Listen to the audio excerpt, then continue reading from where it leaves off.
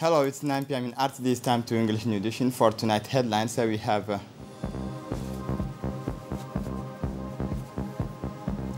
the return of the President of the Republic to the country after his visit to Ethiopia.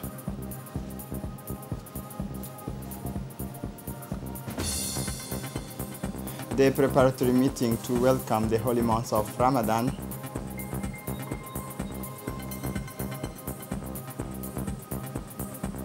For the international scene, UN calls for humanitarian ceasefire. Welcome to our newsroom.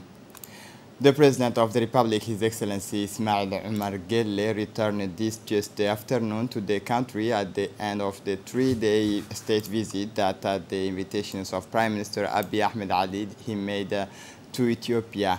The face-to-face meeting he had on Monday with the Abiy Ahmed Ali was the main stages of this state visit of President Guelleh to Ethiopia.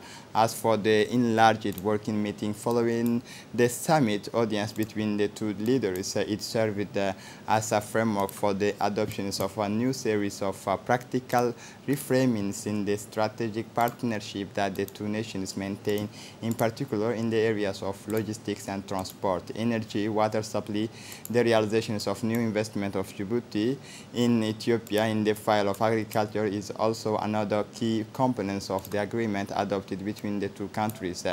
Through this state visit of President Ismail Omar Guelleh in Ethiopia, placed in the pomp and the state visit of the Djiboutian president to Ethiopia has given beyond the community of economic destiny linking the two countries the full miseries of the convergence of views and political proximity and vision between the two main leaders and the two nations.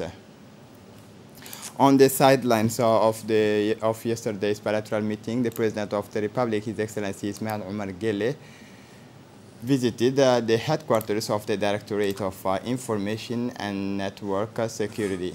The Directorate of Information Network Security, ENSA, of the Federal Democratic Republic of Ethiopia with the Prime Minister Abiy Ahmed Ali. The Director General of the ENSA and other officials welcomed the two delegations. President Guelleh was briefed by the agency's Director General on the work being done on cloud seeding, research and development of unmanned aircraft, cybersecurity, and communication platforms that are undergoing research and development.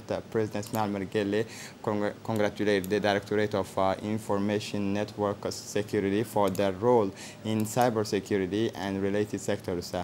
ENSA's mission is to protect Ethiopia's national interests by creating a capability to safeguard the country's information and information infrastructure.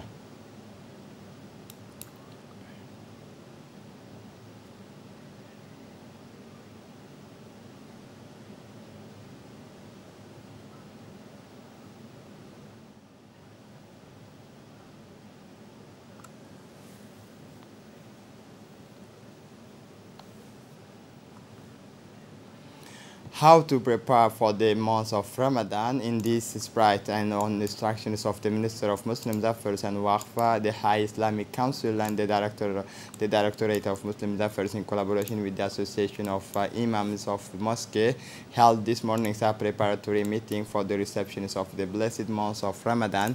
The meeting, which comes a few days before the advent of the holy month, is organized for imams and muezzins of the various mosques in the capital and the town of Balbala to discuss the best ways to welcome the blessed month and the measures to take in order to make the most of its virtues and its benefits. Participants in the meeting, which took place in the conference room of the High Islamic Council, stressed the need to observe the sanctity of the holy month of Ramadan, as well as the unification of the call to prayers in all mosques of the capital, including the prayers of the Maghrib and Fajr. Recall that blessed month also comes this year at a time when the pandemic coronavirus continues to spread in many countries around the world, which requires compliance with the instructions issued by the Ministry of Health, including maintaining the social distancing and wearing of masks.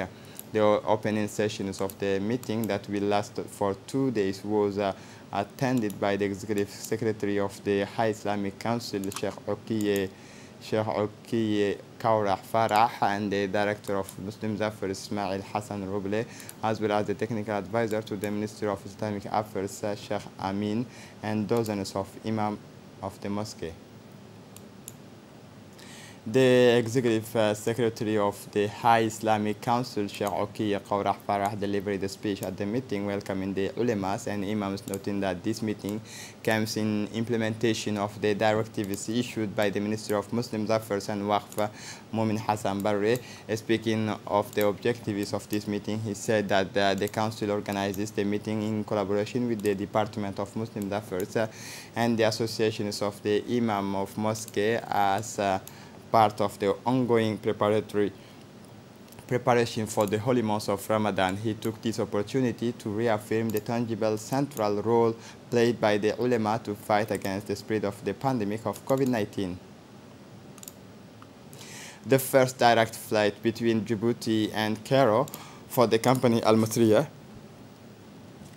in a step that reflects the depth of the distinguished relations that exist between the Republic of Djibouti and the Arab Republic of Egypt. The Djibouti International Airport received today the first direct flight between Djibouti and Cairo for the company Al Masriya.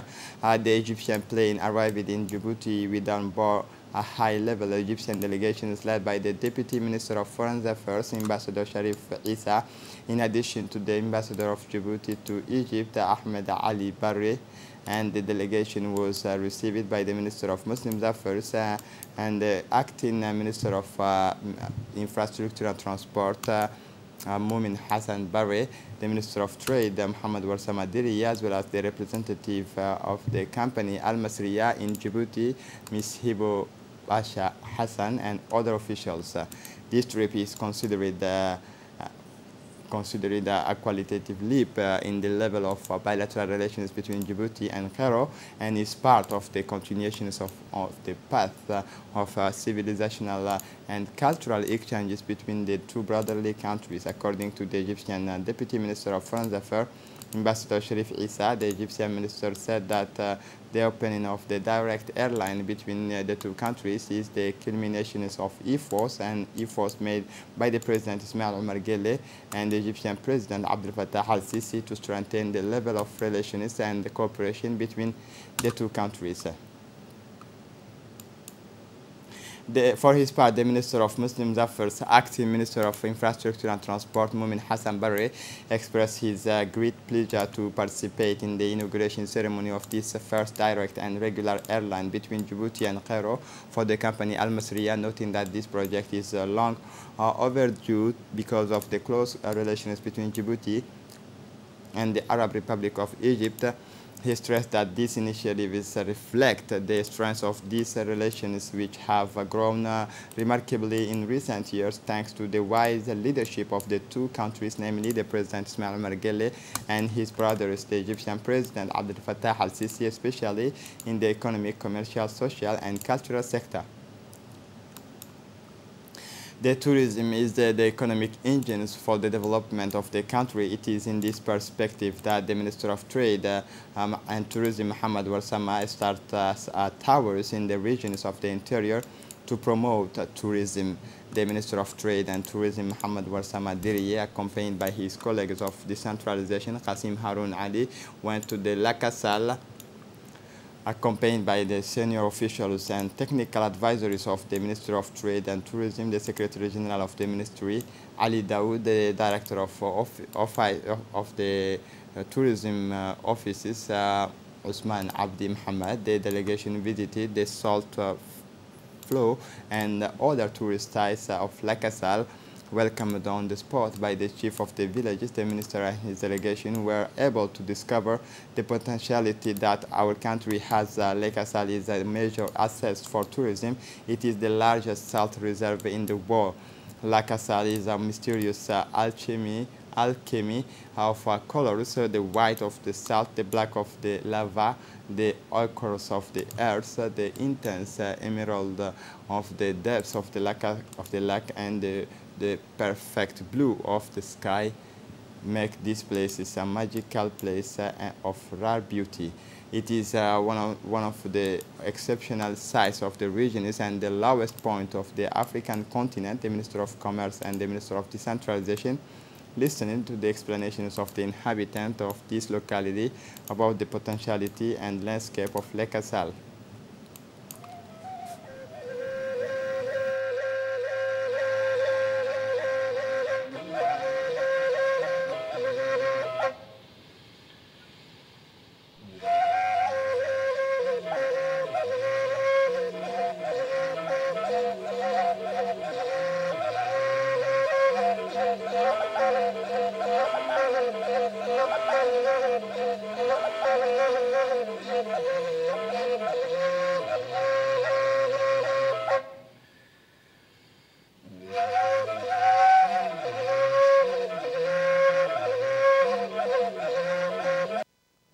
The Minister of Decentralization, Qasim Harun Ali, said that he was satisfied with this initiative, which is to promote and develop tourism in Djibouti.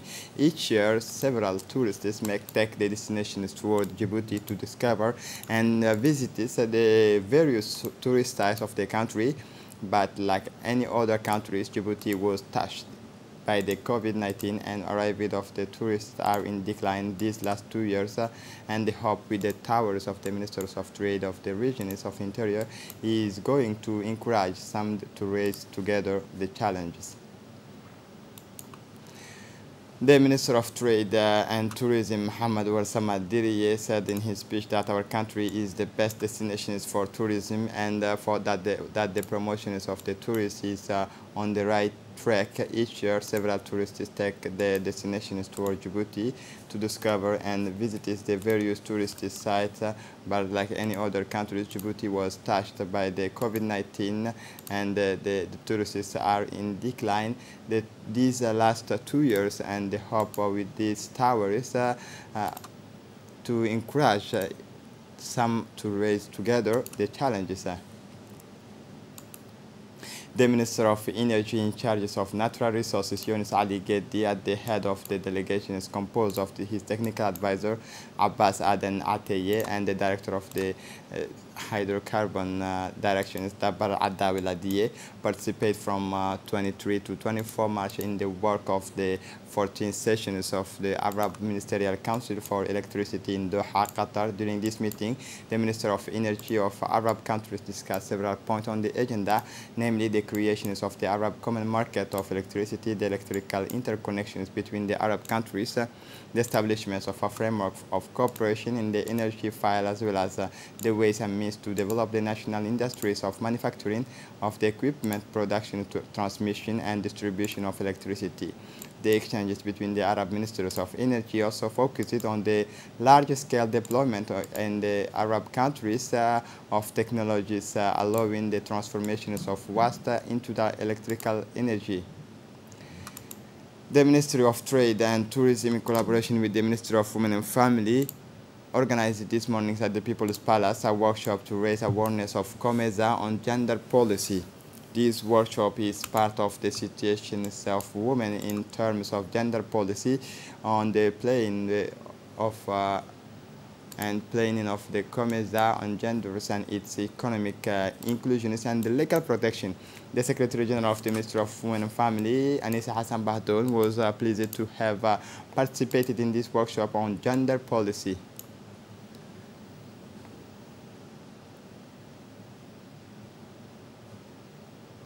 For his part, the Secretary General of the Ministry of Trade and Tourism, Ali Dawood, thanked the participant who took in this took part in this workshop on gender policy.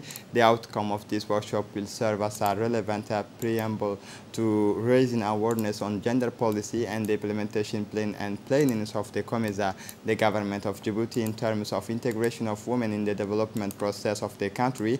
This gender dimension, which is transversal, implies the participation of the sectoral institution for a social and economic cohesion. The president of the Chamber of Commerce of Djibouti received today Ugandan businessman in our country to inquire about investment opportunities in our countries, and also the port and railway infrastructures of quality which Djibouti has. The meeting took place at the the Chamber of Commerce, and the ceremony began with the speeches of the president of the Chamber of Commerce, who first welcomed his guests. Then the president of the Djibouti Chamber of Commerce stressed that this meeting is primarily consultations between the two parties to examine and reflect on establishing the win-win partnership. The win-win partnership framework in the file of business between Ugandan businessmen and the Djibouti Chamber of Commerce. A video spot was presented to the Ugandan businessmen to give them an overview of the investment opportunities that Djibouti offers in several areas. The Djibouti businessmen participate in this meeting and exchanged information with the Ugandan businessmen on the business and entrepreneurship. Djibouti Sheraton Hotel hosted this Tuesday, March 29, 2022, a workshop to present the action plan for scaling up digital services, chaired by the Director General of the National Agency for State Information System, Mustafa Muhammad Ismail. The participations of the General Directors of the Populations and Family, Ahmed Omar Jama, and the General Directors of the Center for Leadership and Entrepreneurship, Uba Ahmed Malo, the General Directors of the ANPH, Duale Saeed Mahmoud, and the Executive Secretary in charge of the Reforms and Administration, Muhammad Awale Dirir, as well as officials of the public administration. The objective of this workshop aimed through the presentations of the action plan for scaling up digital services, identify the key elements that will contribute to the enrichment of the work. The workshop was facilitated by an expert in e-governance, Mr. Eric Kwam, who made presentations on the strategies and analysis of digital synergy. For his part, the General Directors of the ANSI, Mustafa Muhammad Ismail, in his speeches described the government imperative to make government services digital by default and to improve the efficiency, effectiveness, and governance of public services through successful digital transformation. He continued by recalling that new approaches adopted under the National E-Government Strategy to support the shift from offices to digital services, and by emphasizing an environment in which citizens and businesses determine their own needs and meet them in partnership with the government. The aim of this project is to enable citizens to access government services and information as efficiently and effectively as possible through the use of the internet and other means of communications. On Sunday, March 27, 2022, the Naval Training Centers of the Djiboutian Coast Guard, located at the Camp Durale, hosted a closing ceremony of the training course on learning the Arabic languages and recitations of the Holy Quran. This training, which was the first of its kind, has enriched the catalogue of training provided within the Naval Training Centers of the Coast Guard, whose development continues to accelerate in order to meet the needs of the institution staff. Lieutenant Abdulatif Habib Muhammad, directors of the training courses, opened the ceremony with a short speech on which he returned to the importance of this training, which testifies to the willingness of the Coast Guard Commander to provide appropriate and quality training for the benefit of all Coast Guard staff. Colonel Wais Omar Bogorre, commander of the Coast Guard, reaffirmed in his speech that the full commitment to strengthen the training pool of the Coast Guard. The ceremony ended with the presentations of the certificate to the trainees, and a family photo immortalized this occasion.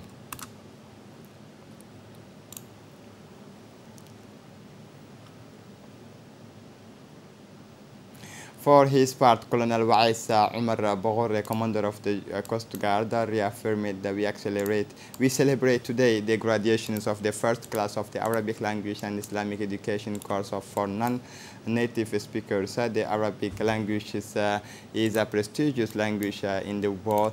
He pointed out that the Arabic language has become the focus of attention of various races in the world, and that the Arabic language is the languages of the Quran and the mother tongue. He said that the Coast Guard attaches special importance to strengthen the mother tongue. That is why we have organized a comprehensive training course on memorizing the Holy Quran and the Arabic language.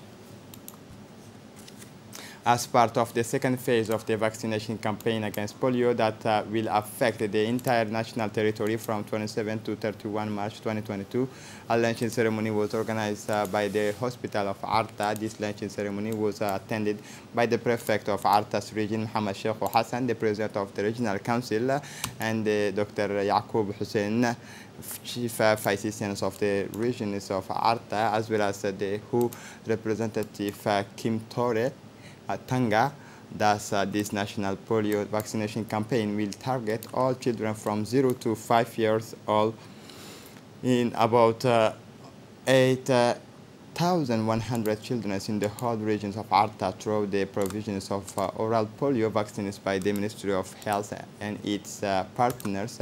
As a reminder, the Republic of Djibouti does not have no cases of polio, but considerable efforts are made every year by the Health Department and its partner to maintain this achievement. This second phase of the campaign will provide additional protection to a large number of children, including those living in remote areas, thanks to the mobilizations of various actors. This Friday, March 25, 2022, was sadly marked by the passing of a great man and exemplary senior officers of the Djiboutian Gendarmerie. Colonel Hassan Ahmed Ibrahim joined the Gendarmerie in 1984.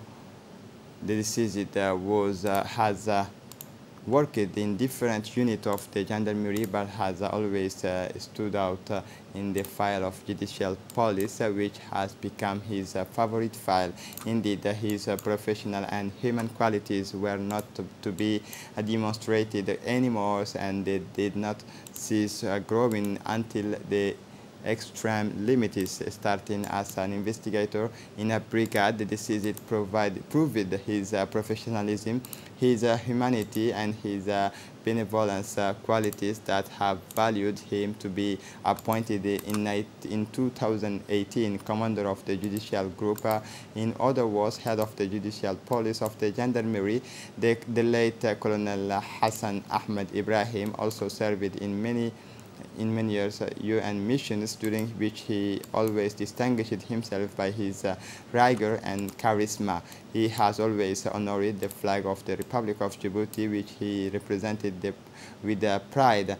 In all circumstances, the exemplary careers of Colonel Hassan Ahmed Ibrahim will have earned him to be decorated more than 7 times during his year of services. The gendarmes who had the chance to work with him will keep the images of a good, fair, benevolent, and charismatic chief. The Djiboutian Gendarmerie, its undeniable losses as senior officers embodying alone exemplarity, success, professionalism, abnegation, and many other qualities. During his 38 years of services, the deceased perpetually and continuously demonstrated courage and abnegation for his nation. The late Colonel Hassan Ahmed Ibrahim leaves behind him a child in this difficult moment. The Chief of Staff of the Gendarmerie, Colonel Zakaria Hassan Aden, in his own names and that of all the staff of Gendarmerie, addresses his most saddened condolence to the family and relatives of the deceased. Inna lillahi wa inna ilayhi raji'un.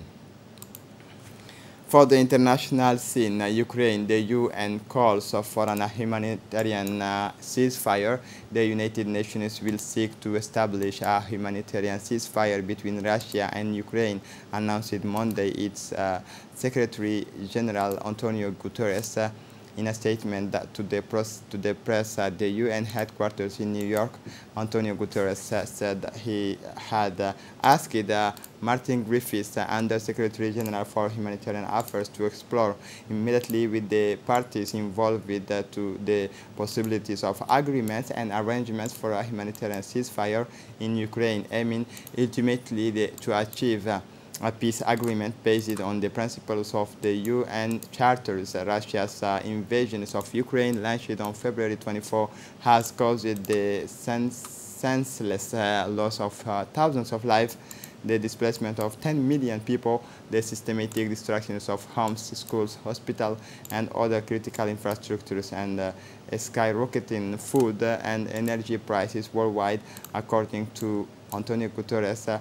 A cessation of hostility would allow humanitarian aid to flow and people to move safely, the international organization's Secretary General said, adding that this will save lives, prevent suffering, and protect civilians. This is it for the news. Thanks for watching us. Have a good evening.